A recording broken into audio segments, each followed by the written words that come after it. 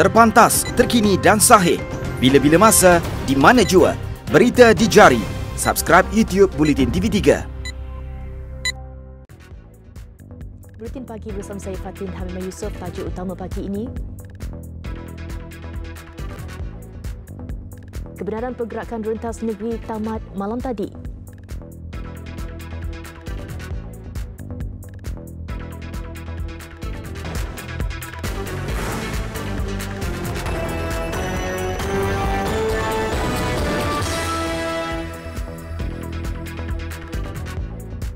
Assalamualaikum dan salam sejahtera.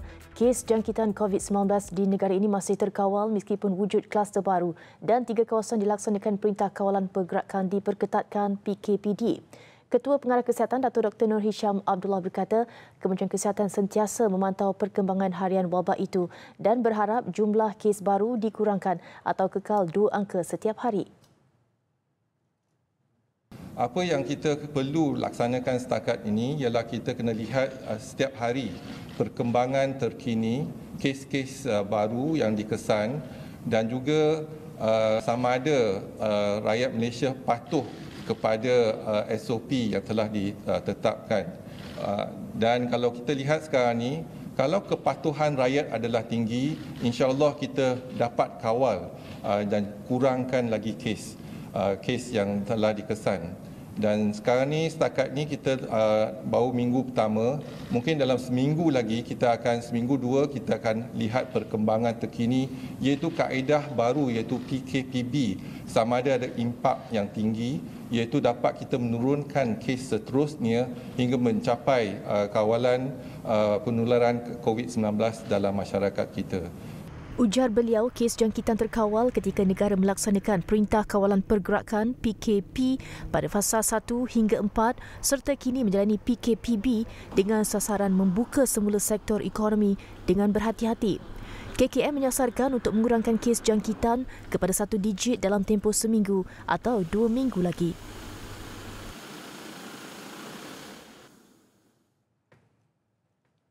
Orang ramai diingatkan agar tidak melakukan pergerakan rentas negeri selepas kebenaran selama 4 hari sejak 7 Mei lalu tamat malam tadi.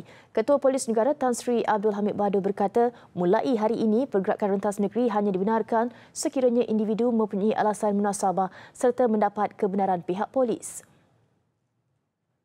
Selaras dengan kenyataan yang dikeluarkan oleh Menteri Kanan Keselamatan Datuk Seri Ismail Sabri Yaakob, pergerakan rentas negeri selepas 10 Mei memerlukan kebenaran polis dan hanya kes kecemasan akan dibenarkan. Menurut Tan Sri Abdul Hamid, pihaknya percaya tempoh 4 hari pergerakan rentas negeri memadai untuk menyatukan keluarga yang terpisah sejak pelaksanaan PKP. Kebenaran rentas negeri itu juga adalah untuk mengurangkan beban psikologi mereka yang terpisah dengan ahli keluarga. Jadual yang disusun itu juga untuk mengurangkan kesesakan lalu lintas. Selain itu, ia membolehkan polis merekodkan data-data rentas negeri bertujuan mengesan kontak sekiranya terdapat individu terkesan dengan penularan COVID-19.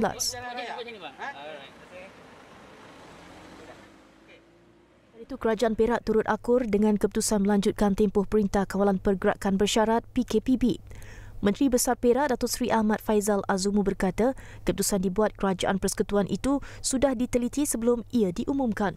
Keputusan itu juga membuktikan Kerajaan Persekutuan memberi perhatian serius kepada keselamatan dan kesihatan rakyat.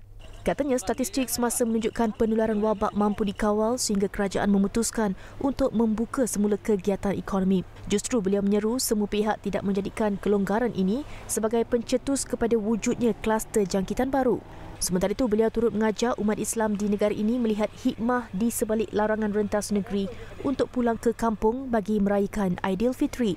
Larangan itu perlu dianggap sebagai pengorbanan untuk mengekang penularan pandemik COVID-19 sekaligus mengelakkan risiko jangkitan kepada ibu bapa di kampung halaman.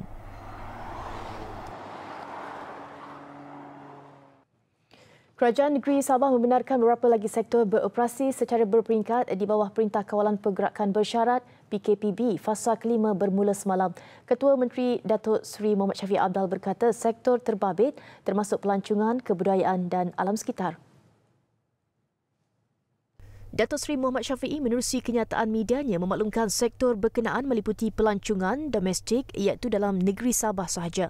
Semua operasi perhotelan dibenarkan kecuali penggunaan fasiliti hotel seperti surau, bilik mesyuarat, dewan seminar, bilik latihan dan bufet. Aktiviti seni budaya meliputi kegiatan seni kraf, visual, pakaian dan makanan tradisional, muzik dan tari dengan tidak melebihi 10 orang serta penyelidikan dan pendidikan budaya.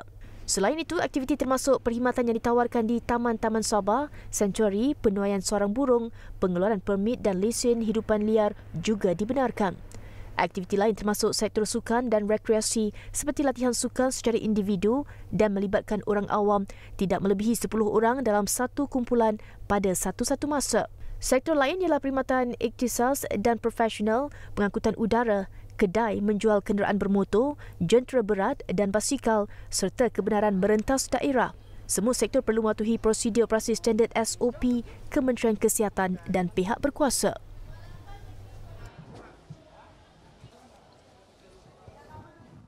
Dalam perkembangan sama, Kerajaan Negeri Sarawak bersetuju melanjutkan tempoh PKPB sehingga 9 Jun seperti yang diumumkan Perdana Menteri Tan Sri Muhyiddin Yassin semalam.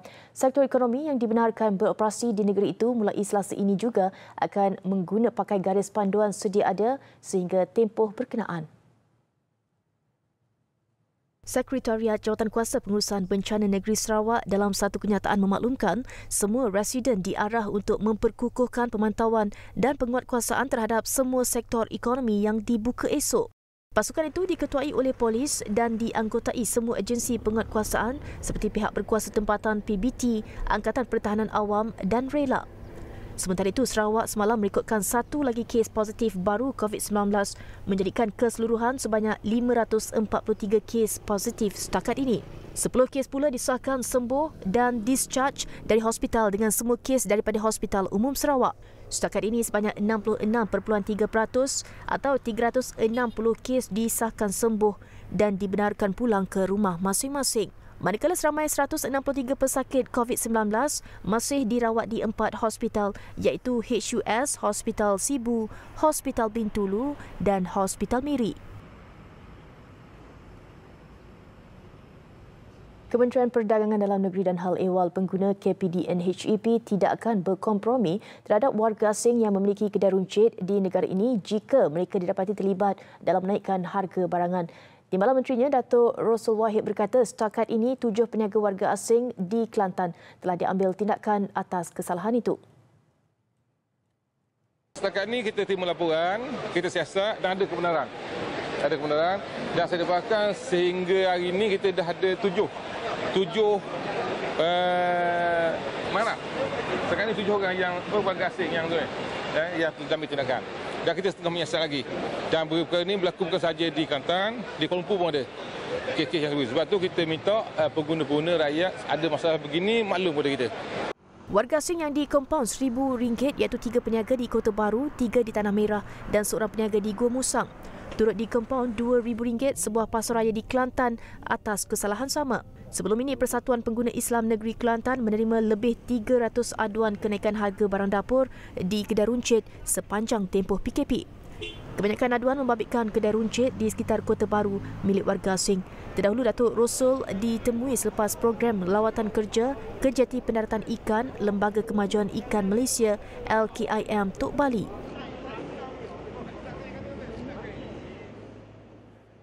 Pemohon yang membuat rayuan pertimbangan semula bantuan prihatin nasional BPN boleh mengemukakan dokumen sokongan yang membuktikan kehilangan pekerjaan atau pengurangan pendapatan. Ketua Pegawai Eksekutif Lembaga Hasil Dalam Negeri LHDN, Datuk Seri Dr. Sabin Samita berkata ia susulan aduan pemohon yang berdepan masalah itu, namun permohonan BPN mereka ditolak. Datuk Seri Dr. Sabin berkata rayuan boleh dibuat melalui email kepada LHDN atau hadir di mana-mana pejabat LHDN. Bagi permohonan yang ditolak atas alasan lain termasuk pemohon atau pasangan mempunyai syarikat yang berdaftar dengan Suruhanjaya Syarikat Malaysia SSM, mereka boleh membuat rayuan dengan mengemukakan dokumen sokongan dengan jumlah pendapatan terkini. Tempoh permohonan rayuan bagi BPN dilanjutkan sehingga 31 Mei. Manakala pejabat LHDN akan dibuka bermula hari ini atau esok berdasarkan hari bekerja di setiap negeri. Rayuan akan diberi pertimbangan yang sewajarnya bagi memastikan mereka yang menepati syarat BPN akan menerima bantuan. Antara sebab utama permohonan ditolak adalah kerana pemohon mempunyai pendapatan yang melebihi syarat serta faktor lain seperti kelayakan umur serta status pelajar sepenuh masa. Contohnya, terdapat 240,465 permohonan diterima daripada pelajar tidak layak kerana menerima RM200 menerusi bantuan pelajar institusi pengajian tinggi. Kementerian Wilayah Persekutuan akan melaksanakan 3 projek perumahan mampu milik di bawah harga RM200,000 di Putrajaya, khusus untuk golongan muda. Menterinya Tan Sri Anwar Musa berkata pihaknya kini sedang menyiapkan kertas cadangan berkenaan sebelum dibentangkan dalam mesyuarat Kabinet. Sebenarnya ramai yang nak duduk ataupun nak memiliki rumah di sini, tetapi kerana daripada penelitian awal kita dapati rumah yang berharga benar-benar mampu dimiliki itu supply-nya kurang. Ya. Sebab di sini tanah di Putrajaya telah melonjak dengan tingginya. Dan apabila kos tanah tinggi, maka sudah tentu kos rumah juga tinggi. Beliau berkata demikian selepas majlis pelancaran Al-Quran Musyaf Putrajaya. Tambahnya, jumlah rumah mampu milik di wilayah terbabit juga akan ditambah supaya golongan muda berpendapatan RM4,000 ke bawah juga mampu membeli rumah di lokasi itu. Pihaknya juga sudah mengenal pasti beberapa lokasi untuk dibangunkan sebuah lagi masjid dan perkampungan Al-Quran di Persin 14 Putrajaya. Ia bagi memberi ruang kepada penduduk setempat untuk mendalami ilmu Al-Quran dan sains yang terdapat dalam kitab suci berkenaan.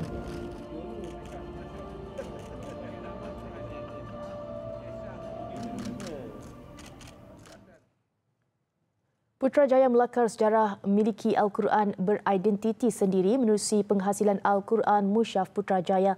Menteri Wilayah Persekutuan Tan Sri Anwar Musa berkata ia sempena sambutan Jumbli Perak Putrajaya 2020 selain sambutan Nuzul Al-Quran. Elemen-elemen Putrajaya itu yang diselitkan dalam bentuk seni, termasuk elemen-elemen floranya, elemen artifak-artifak seni benanya, elemen-elemen reka bentuk yang digunakan di Putrajaya dizahirkan dalam penerbitan musyaf ini. Penerbitan Al-Quran Musyaf Putrajaya adalah usaha sama antara Perbadanan Putrajaya, Yayasan Restu dan Nasyirul Quran Putrajaya dengan sokongan Kementerian Wilayah Persekutuan. Sumber rekaan struktur dan motif Musyaf Putrajaya diperoleh dari pelbagai kategori sumber seperti warisan seni bina, landscape dan persekitaran Putrajaya. Format keseluruhan penyusunan ayat dan muka surat musyaf berkenaan menggunakan format yang diiktiraf Kementerian Dalam Negeri.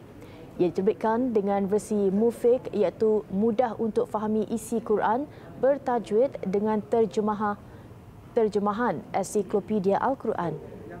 Sebanyak 25,000 naskah disasarkan untuk diwakafkan ke seluruh masjid, surau, sekolah sekitar Putrajaya.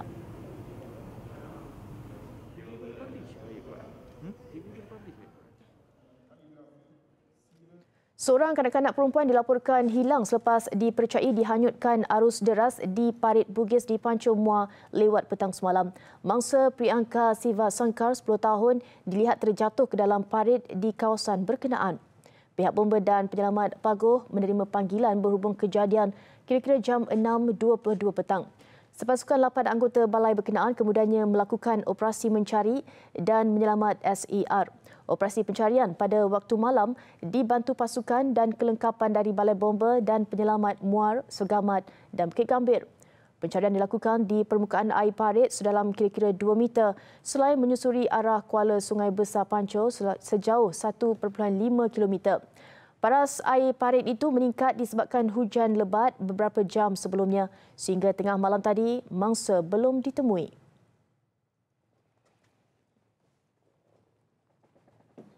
Besar impaknya. Tular selepas hasilnya. Pantas menampilkan prosiding ini secara dalam keuangan maya.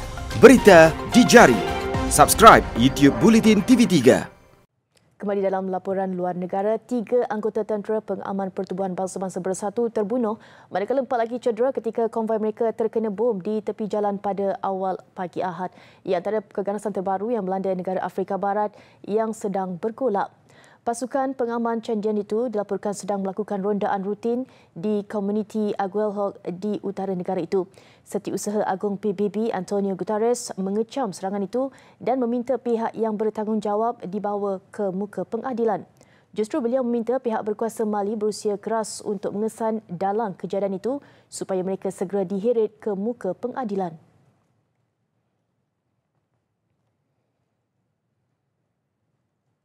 Jumlah kes positif COVID-19 di Indonesia terus meningkat kepada 14,032 kes dengan angka kematian kini mencecah 973 orang.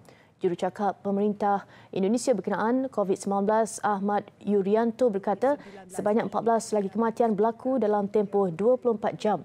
Setakat semalam, tambahan kes positif baru ialah sebanyak 387 kes menjadikan kes positif kini meningkat kepada 14,032 kes. Seramai 30,317 pesakit masih lagi berada dalam pengawasan. Manakala mereka yang sembuh kini berjumlah 2,698 orang. Jakarta mencatatkan kes kematian tertinggi iaitu 434 kes, diikuti Jawa Timur 143, Jawa Tengah 95 dan selebihnya di wilayah-wilayah lain di Indonesia. COVID-19 di Indonesia terus meningkat. Ia apabila 23 lagi korban terbaru direkodkan menjadikan jumlah 895 kes kematian. 367 kes positif baru turut dicatatkan. Kes COVID-19 mencatatkan sejumlah 4,178,154 kes di seluruh dunia setakat jam 9.30 tadi. Menurut pengiraan berdasarkan sumber rasmi, wabak itu telah mengorbankan 283,734 orang sejak ia mula dikesan di China pada penghujung tahun lalu. Amerika Syarikat paling teruk dilanda pandemik itu dengan 283,734 jumlah kematian dicatatkan. Diikuti Britain 31,855 kematian, Itali 30,395, Spanyol 26,621 dan Perancis 26,380 kematian. Bagi Rusia, Presidennya Vladimir Putin tidak mengumumkan perkembangan terkini kes COVID-19 ketika berucap sempena Hari Tamat Perang Dunia Kedua yang acara sambutannya ditangguhkan.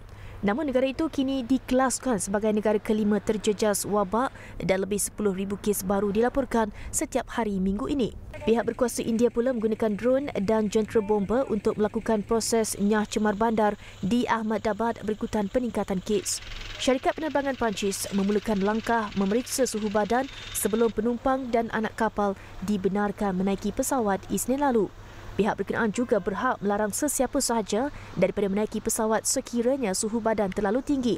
Tindakan sama dilakukan Britain yang mungkin mewajibkan semua ketibaan antarabangsa menjalani kuarantin selama 14 hari.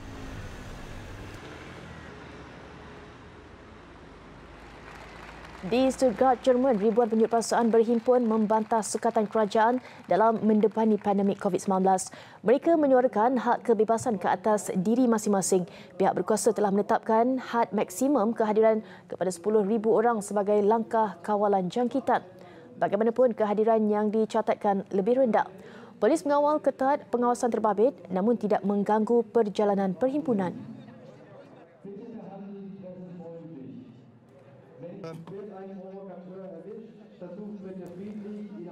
Meinungen zulässt, unter Schubladendenken. Besar impaknya. Tular selepas hasilnya. Pantas menampilkan prosiding ini secara dalam keuangan maya. Berita di jari.